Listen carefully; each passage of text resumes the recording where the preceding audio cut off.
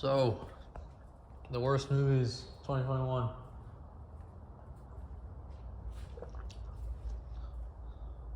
There were some stinkers, man, honestly. So,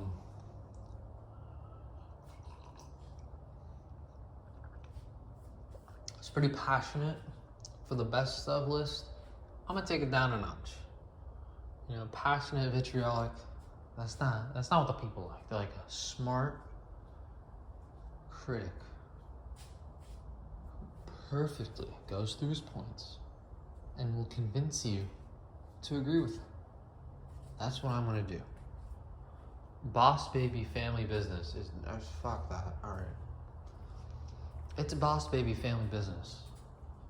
I don't even think I have to go any further as to why Boss Baby, the family business, is number 10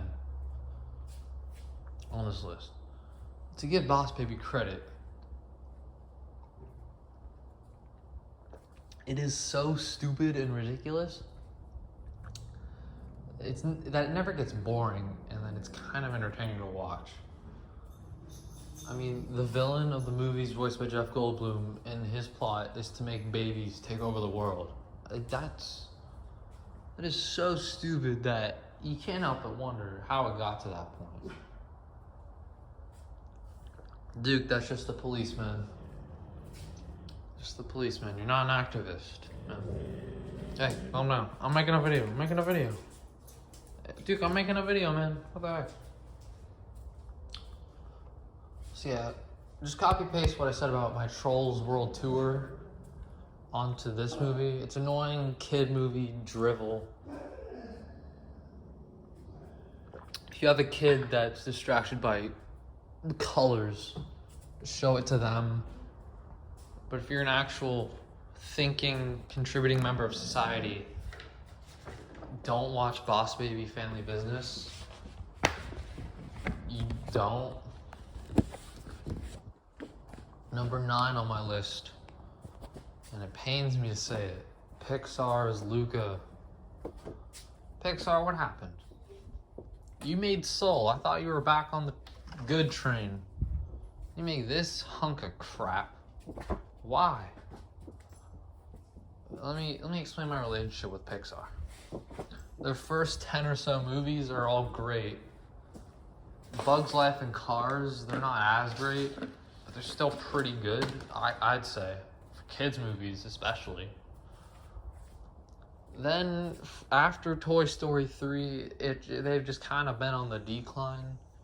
Brave, The Good Dinosaur, Cars 2, Cars 3, Incredibles 2, which was a disappointing follow-up. Finding Dory, disappointing follow-up. Monster University, disappointing. I think you get it. I think you get the idea. And they made Soul, which was a pretty smart movie. That was creative. I didn't love it. It was good. It was memorable. Then they make Luca, which is... Here's what I hear all night when I hear this. It was a fun time that I could just sit down, chillax with, turn my brain off, have fun with the characters, and be done with it, man. No, it wasn't. This was agonizing. It was agonizingly boring. Nothing happened. And it's like a Miyazaki movie, man. It's all about the characters, dude. Like, there's no plot elements. It's just about like the characters' point A to point B. It's about like their perspective. That works when the characters have layers. These characters are one layer onion. Nothing to them. Nothing to any of them. And the climactic thing is a bike race. People say like Miyazaki movies, nothing happens. Like a lot happened in Spirited Away. A lot happened in Ponyo, which this movie is kind of a ripoff of. Just watch Ponyo. Don't watch this. The simplistic characters, they're one note, and it's even worse that they spend 90 minutes. There's no plot really happening, it's just them together. Like, if they were multifaceted, multi-layered, then maybe I could be interested in it. But they're the most simplistic, generic kid characters ever. And the bully, same way. Generic bully. And it was not enjoyable. It was mediocre from Pixar. I'm disappointed. And I want better. Number 8 is the 100-minute advertisement for Warner Brothers. Sorry, I mean Space Jam: A New Legacy. I knew this was gonna suck. I knew it was gonna be shit. I didn't hate it as much as everyone else did. I don't think this movie's worth getting hated over. Like Space Jam, the first one, that's an advertisement. I mean, at least that one had some pizzazz, had some good animation, had some fun scenes, you know? Space Jam: New Legacy is not that. It's longer for some reason. I don't know why it's longer. It's like 100 minutes. The first one's like 90. I mean, I don't get why they did that. And yeah, if you want to watch a movie where a studio is pleading with you, and guys, we own all this stuff. Don't ditch us for Disney, please. Look at all this stuff we have. Please don't ditch us for Disney. Don't ditch us for Disney, please. Please, we're begging you. We have Clockwork Orange. We have Mr. Freeze. We have Mad Max. We have Austin Powers. So, can I just have a good movie about the Looney Tunes? I love the Looney Tunes. I don't watch Warner Brothers desperately beg me to be aware of their relevance. No one wants to watch that movie. I knew it was gonna suck, so throughout the movie, there's some fun to be had. I mean, the Daffy Duck and like Superman, that's very in character. There's some fun to be had with this movie. But it's not a movie, it's an advertisement. And for some, that would make it probably the worst movie of the year, which I get. But I just couldn't get mad at it, so it's just sort of a thing that exists. It's like, I could probably watch it again. But yeah. Number 7, very disappointing. Fast and Furious 9, The Fast Saga, and or Wild Speed Jet Break in Japan. It's called Wild Break, you know. The second one's Wild Break X2. The fifth one's Wild Break Mega Max. The fourth one being Wild Break Max.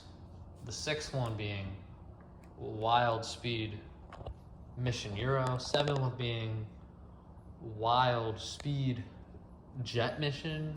The eighth one being Ice Break. And this one being, I think, what, Jetpack or something? They already say that? Whatever. The point is, the Japanese title system for these movies are funny. What wasn't funny was this one. I think this one was too stupid for its own good.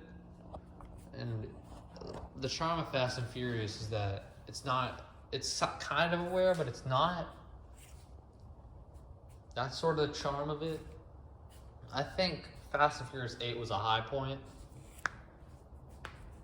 Because Hobbs and Shaw were there, the two best characters. And there were loads of good sets, and like the iceberg. I think we're reaching a peak.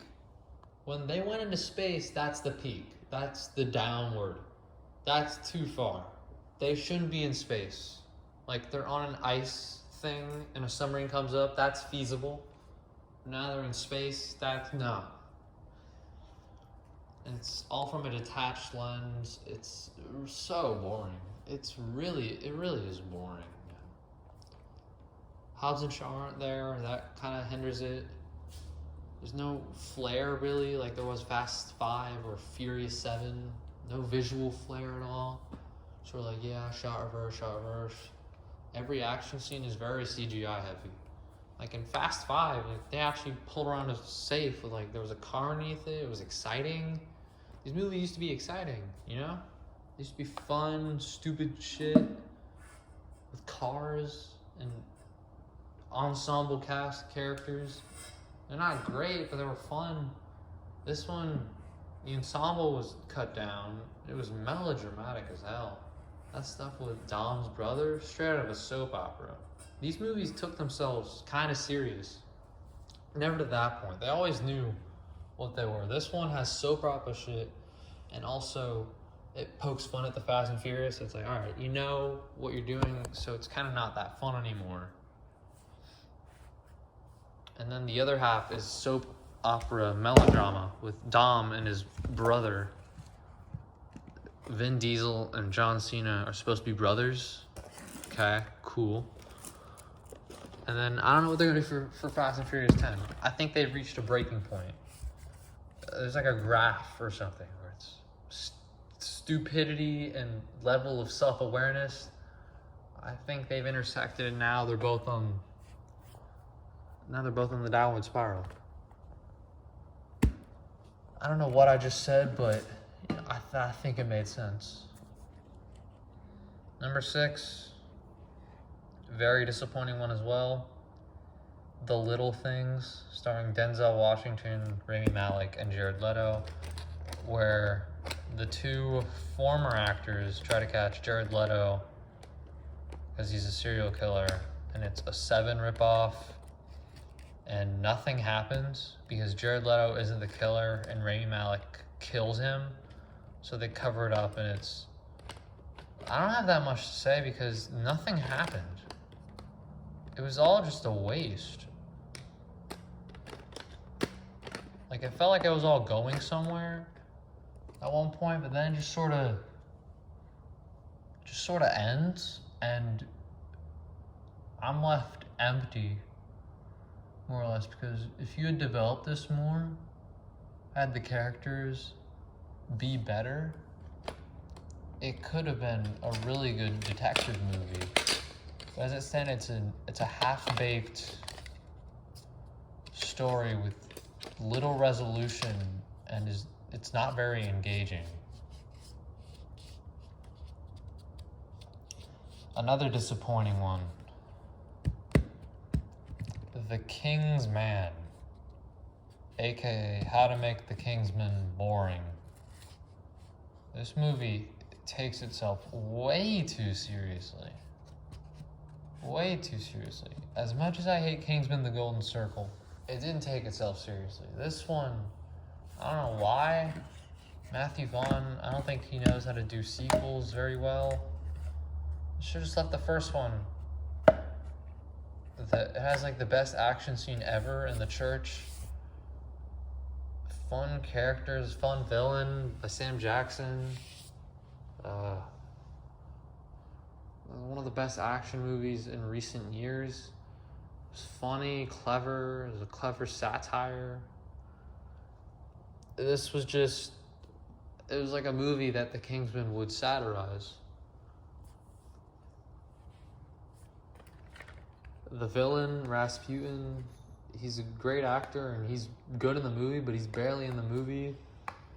The villain of the movie is some shadow figure who's a twist reveal villain, and he's 10 times worse than Rasputin. He should have just been the main villain. No fun to be had, really. It was so weird.